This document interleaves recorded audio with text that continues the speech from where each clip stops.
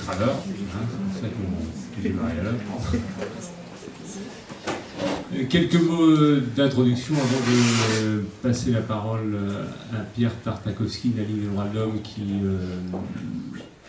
explicitera en gros notre démarche collective, et à Bernadette Loiseau qui explicitera elle la manière dont nous entendons entraîner l'appel sur le terrain, et puis évidemment à d'autres représentants d'organisations présentes dans la salle qui pourront compléter par des exemples de leur propre organisation sur ce qu'ils entendent ou elles entendent faire.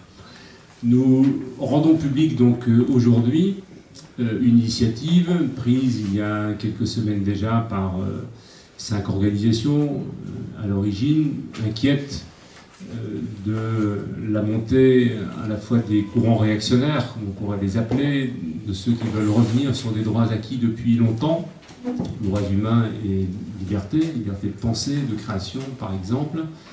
Ces 5 organisations ont été rejointes progressivement aujourd'hui par plus de 70 organisations, mouvements d'éducation, actions de solidarité, qu'elles soient nationales ou internationales, mouvements de défense des droits et des libertés et organisations syndicales.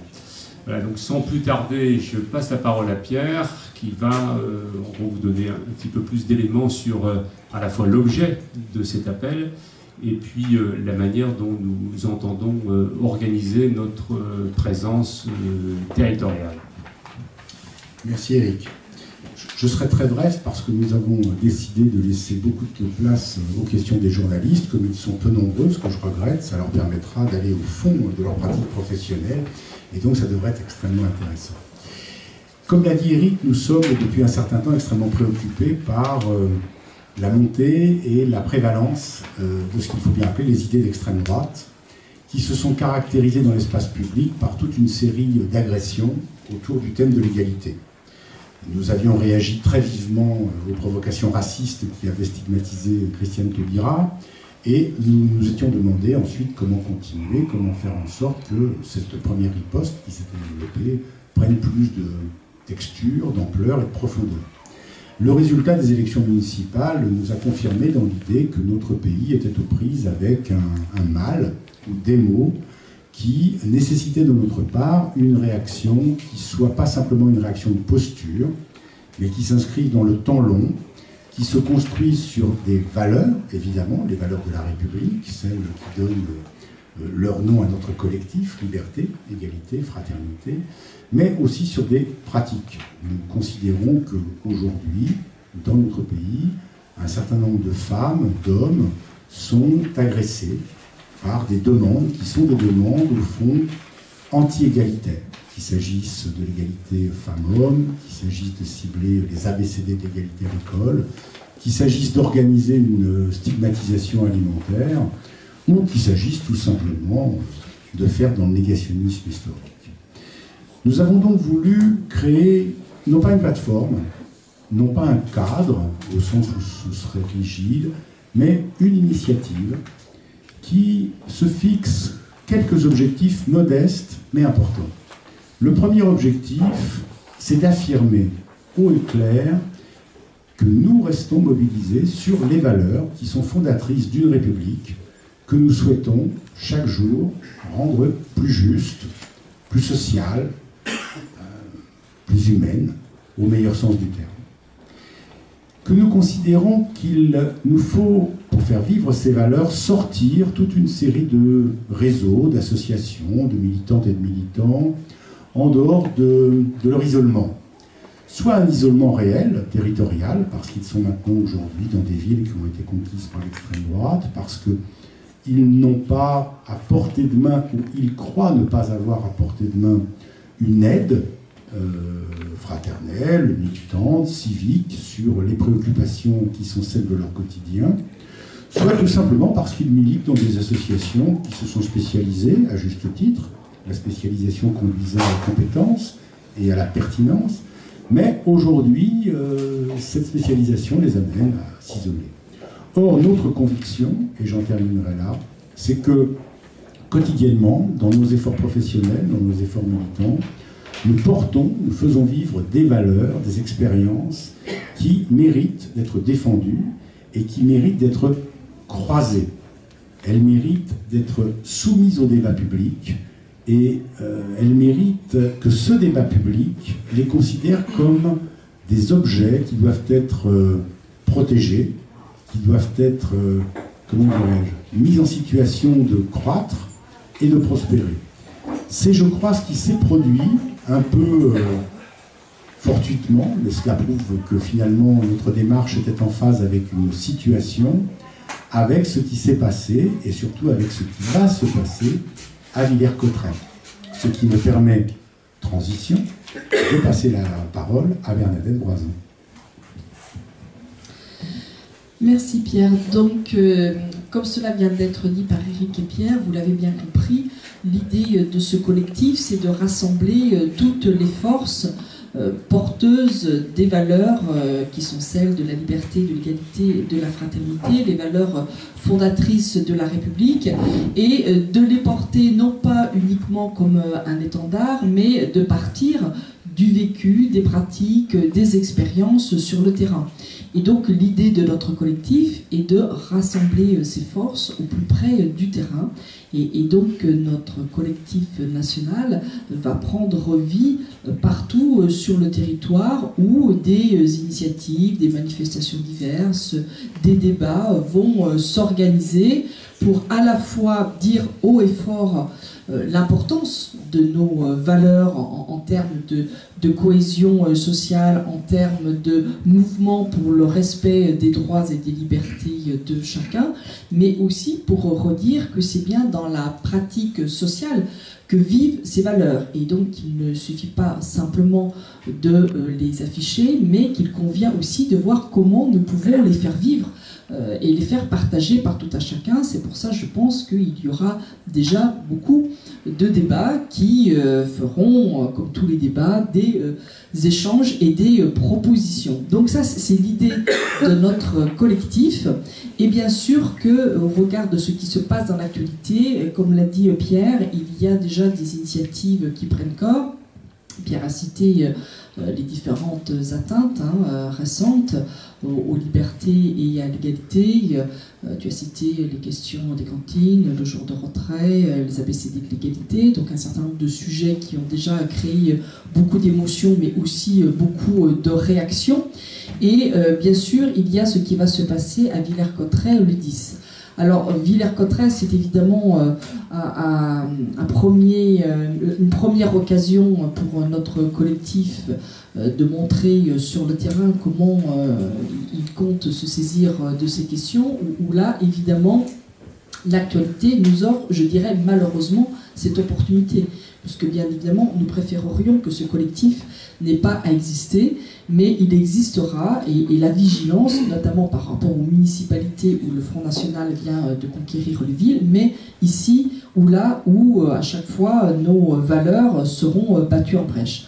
Villers-Cotterêts, vous le savez très certainement, avait pour tradition de commémorer l'abolition de l'esclavage le 10 mai. Depuis les années 2006-2007, la mairie organisait cette commémoration, suite bien sûr à tout le travail qui avait été fait sur la commémoration de l'abolition de l'esclavage, autour notamment du comité de pilotage qui s'était monté en 2005, avec ce devoir de faire vivre la mémoire autour de cette question de l'esclavage. Et nous partageons, je crois, dans le collectif, avec toutes les associations et toutes les organisations qui sont rassemblées, cette idée qu'on ne fait bien vivre nos valeurs et bien vivre ce respect du droit d'égalité et de liberté que si effectivement on assure le devoir d'éducation et de mémoire. On l'a vu à travers deux exemples que nous avons cités, l'éducation est bien sûr au cœur de ces transmissions sur les valeurs et sur la mémoire. Et dans le cadre de l'abolition de l'esclavage, Villers-Cotterêts, on sait pourquoi Villers-Cotterêts, la ville d'Alexandre Dumas, dont ses grands-parents ont été esclaves. Donc on sait pourquoi Villers-Cotterêts s'était saisi de ce symbole pour commémorer l'abolition de l'esclavage. Et bien évidemment, ce devoir de transmission de mémoire, de culture est important, parce que le constat que nous faisons sur la montée des idées réactionnaires, il y a bien sûr un lien avec la dégradation sociale, mais il y a aussi une vraie crise culturelle et politique dans notre pays. Et bien évidemment, il faut y répondre aussi sur ce terrain, donc de voix, de mémoire, d'éducation et de débat. Villers-Cotterêts arrivé aux dernières élections municipales du Front National, et donc la mairie actuelle de Villers-Cotterêts refuse aujourd'hui la commémoration dans la ligne droite de ce qui avait été fait précédemment, et donc refuse cette année de faire la commémoration de l'abolition de l'esclavage. On voit bien le sens que cela prend, et on voit bien l'atteinte profonde qu'il y a à ce qui fait cohésion et ce qui fait sens pour nous. Et bien évidemment que notre réseau associatif, notre réseau d'organisations syndicales ne laissera rien passer, c'est toute la démonstration que nous sommes en train de faire avec ce collectif, ne laissera rien passer, et c'est pourquoi à Villers-Cotterêts, le 10 mai, la commémoration sera organisée avec toutes les forces, bien évidemment progressistes que nous représentons et qui honoreront une fois encore la mémoire de ce qu'a été l'esclavagisme et de tout ce que ça a produit dans notre société. Voilà donc pour Villers-Cotterêts, pour faire vite. Et puis bien sûr, maintenant, je crois qu'on va être prêt à répondre à toutes vos questions. Mais on donne la parole à Serge. Oui, bonjour. Il est allumé. Mais... Donc, je m'appelle Serge Romana, je suis président donc, du comité marche du 23 mai 1998. Nous n'avons pas encore adhéré donc, au collectif, et donc je remercie pour cela le collectif donc, de nous donner la parole. Donc je représente une association de Français descendants d'esclaves. Et depuis 1998, nous avons beaucoup travaillé sur cette question qui est très très mal comprise en France. Ce qui est mal compris en France, c'est qu'on ne sait pas ce qu'est une société qui est née dans l'esclavage. Peu de personnes imaginent ce que ça veut dire. Donc, les gens ne savent pas ce que sont les sociétés post-esclavagistes. Et donc, la question même de la République dans nos pays n'est pas une question évidente. Elle n'est pas évidente.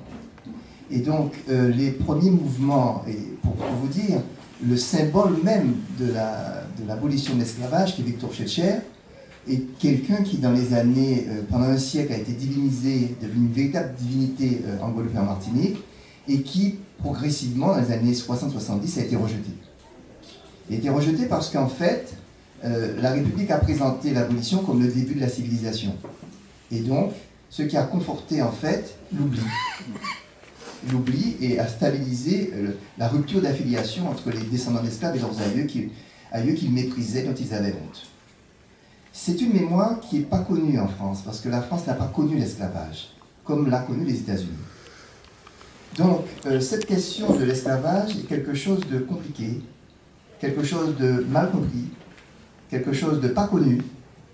Et le mouvement des descendants d'esclaves, leur problématique, est une problématique aussi mal connue parce qu'eux-mêmes ont eu des difficultés à pouvoir l'exprimer. Et c'est pour ça, par exemple, que vous ne le savez ou pas, qu'il existe aujourd'hui 2 dates qui honorent, en tout cas qui commémorent l'esclavage en France. Le 10 mai qui commémore l'abolition et le 23 mai qui commémore la mémoire des victimes de l'esclavage, et qui a été une revendication profonde des descendants pour qu'ils sentent qu'on reconnaît à leurs parents une humanité et qu'on les honore comme victimes d'un système. Car seuls les bœufs, on considère les bœufs comme non victimes de coups de fouet. Donc, si les hommes sont victimes de coups de fouet, on les reconnaît en tant que victimes. Et ça a été une démarche compliquée, difficile, très longue, pour des individus, donc des Antillais, beaucoup d'Antillais qui avaient honte de cette histoire. En France même, la question de la commémoration de l'abolition de l'esclavage a été quelque chose de très difficile, de très long à survenir. Parce que, comme le disait Schœlcher, l'esclavage a été considéré par la République française, lorsqu'elle l'a aboli, comme un crime de lèse-humanité et comme une souillure pour la France. Il y a donc une culpabilité par rapport à l'esclavage en France. Donc une difficulté d'assumer cette histoire. Et il y a donc eu pendant très longtemps une difficulté de jonction entre les descendants qui assumaient cette histoire et le reste de la communauté française, en particulier les forces progressistes, vraiment, en tout cas, une non-connaissance, pas de point de jonction véritable. Et souvent, les commémorations de l'abolition de l'esclavage, ce que vous voyez ici, c'est souvent une affaire antillaise et bon, quelques Africains, on va dire ça comme ça. Je dis quelques Africains parce que, comme vous le savez, un royaume comme le royaume d'Abomey, qui a fondé le Dahomey, est un royaume négrier, et aujourd'hui, au Dahomey, la culpabilité est très très forte sur cette question, on ne l'imagine pas. Et donc, quant au 23 mai, c'était vraiment une affaire de descendants d'esclaves. Et lorsque le 30, nous avons défilé ensemble par rapport à la question du racisme, ça a été pour nous quelque chose d'important. Parce que nous avons rencontré là les forces démocratiques françaises, progressistes françaises, nous avons rencontré les forces antiracistes, les syndicats, sur quelque chose qui n'avait jamais été fait. Parce que, à moins que vous puissiez me démentir, il n'y a jamais eu en France de grands mouvements contre le racisme anti-nègre. Moi, j'en connais pas. Je connais contre l'antisémitisme, on connaît, etc. Mais j'en connais pas contre celui-là. On connaît pas. Donc ça a été un point de jonction. Et puis, avec la nécessité pour nous de faire que le monde des descendants d'esclaves, qui en général ne votent pas, ou votent très peu, et très en marge de la République, puisse justement se mettre dans le mouvement de la République, dans le mouvement contre justement tout ce qui se passe actuellement, la limitation de certaines libertés, du racisme décomplexé. C'était pour nous l'occasion de faire la jonction. Et il est évident que lorsque le maire Front National a décidé de ne pas commémorer l'abolition de l'esclavage, même si ce n'était pas fondamentalement notre tasse de thé, nous ne pouvions laisser passer cela. Parce que par derrière suinte évidemment le racisme. Par derrière suintait aussi une idée bizarre que lorsqu'on parle d'esclavage, on attaque la République. Alors que la République, lorsqu'elle est arrivée, chaque fois qu'elle est arrivée en France, elle a aboli l'esclavage. Elle l'a aboli en 1794, et elle l'a aboli en 1848, parce qu'elle a été amenée par des révolutions. Et en 1948, c'est une révolution ouvrière, en tout cas c'est le peuple de Paris, et il a aboli l'esclavage. Donc là, la jonction était trouvée. Nous défendions, et nous avons à défendre, cette idée, une idée, les hommes naissent libres et égaux en droit. Ça donne un système politique qui est la République avec ses valeurs, égalité, fraternité, liberté, égalité, fraternité. Eh bien, nous, aujourd'hui, l'exemple de Villers-Cotterêts est excellent pour nous. Nous avons porté le combat là, directement. Et c'est pourquoi nous avons, dès le départ, dit que nous irons célébrer l'abolition de l'esclavage, mais en disant l'abolition de l'esclavage, nous irons célébrer les valeurs de la République directement à Villers-Cotterêts, immédiatement. Et donc c'est pour ça que je ne savais pas ce qui se passait sur le terrain, donc rapidement nous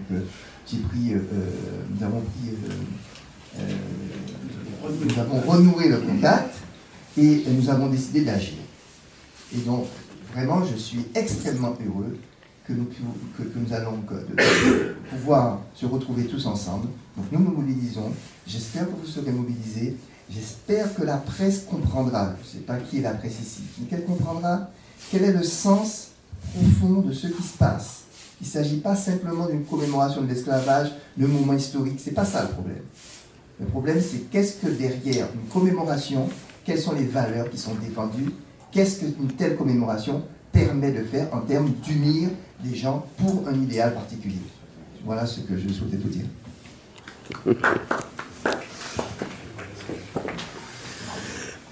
Voilà, donc vous l'avez compris à travers cet exemple, l'ambition du collectif est de mettre en place partout en France, dans tous les départements, une espèce de filet de sécurité, si on voulait l'appeler comme ça, une espèce de filet de vigilance permanente, capable à la fois de dénoncer, de s'opposer à toutes les atteintes aux droits, qu'elles soient droits des personnes, droits sociaux et droits politiques, et de faire en sorte aussi, au-delà de la dénonciation des atteintes, de réfléchir collectivement à cette société qui n'arrive pas encore à assurer l'égalité d'accès aux droits, bien que son stock, normalement, légal, le permet. Et pourquoi pas de réfléchir aussi, plutôt dans une seconde phase, à l'automne, à une manière de préparer l'avènement de nouveaux droits. Parce qu'il ne s'agit pas simplement de stationner dans les droits existants, il y a sans doute des nouveaux droits à conquérir, il y en a en permanence, et donc c'est cette double ambition qui nous habite, protection et défense des droits essentiels, des droits humains, aujourd'hui, là où ils sont atteints. Nous avons évoqué le cadre des municipalités gagnées par le Front National, mais nous ne limitons pas notre vigilance à ce terrain-là. La montée des peurs, la montée de la haine, la montée aujourd'hui de la xénophobie, de la logique du bouc émissaire, gagne et est susceptible de gagner tous les esprits. Voilà, il y a de nombreux exemples. Pierre rappelait que au printemps, par exemple, des écoles, des salles de cinéma, des bibliothèques ont été victimes de pressions qui n'étaient pas forcément des pressions de l'extrême droite et du Front National, mais des gens bien pensants, soi-disant, voulant interdire l'accès à des œuvres de l'esprit littéraires, cinématographiques ou autres. Donc c'est aussi sur ce terrain-là. Et puis évidemment, en termes de droits sociaux, cette tendance dans notre société à désigner les plus pauvres parfois comme étant responsables de la situation des autres et à organiser même parfois la chasse aux pauvres. Cette dimension-là d'ailleurs aujourd'hui est malheureusement partagée par un certain nombre de collectivités territoriales parfois qui ne sont pas, encore une fois, exclusivement des collectivités d'extrême droite, voire de droite d'ailleurs. Et donc c'est bien contre toutes les atteintes aux droits que ce collectif est constitué, avec cette originalité que rappelait Pierre, d'être un collectif, on va dire, transculture, au sens où une des limites sans doute dans notre société, du combat qui nous anime, est d'être souvent dans nos propres camps. Voilà. Il y a le camp social, il y a le camp de la défense des droits, il y a le camp éducatif, il y a le camp syndical, et tout ça est légitime. Mais pour assurer cette vigilance et cette promotion des droits, nous savons bien qu'il faut justement faire en sorte que les jonctions s'organisent entre nos différents réseaux. Et vous avez la parole.